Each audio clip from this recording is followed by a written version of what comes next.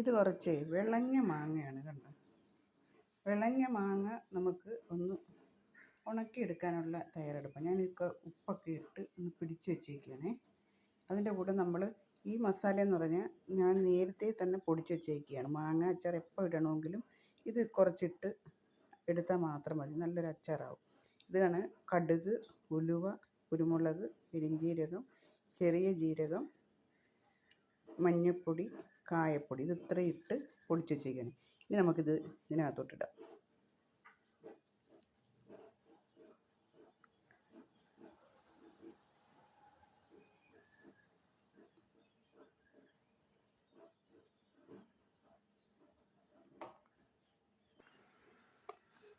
നമുക്കൊന്ന് മിക്സ് ചെയ്യാം.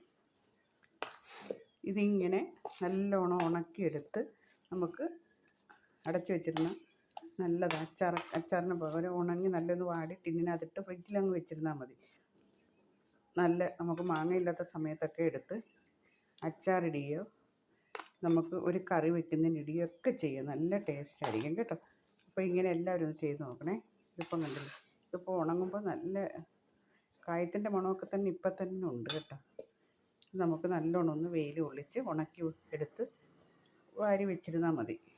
അപ്പോൾ നമുക്ക് ഇത് നല്ല ഉപയോഗപ്പെടും. മാങ്ങ കിട്ടുന്ന സമയത്ത് മാങ്ങ വാരിച്ച് കുറേ ഇരിക്കുമ്പോൾ കറി വയ്ക്കാൻ പറ്റാത്ത മാങ്ങയൊക്കെ ഇങ്ങനെ ആക്കി വെച്ചിരുന്നാൽ മതി.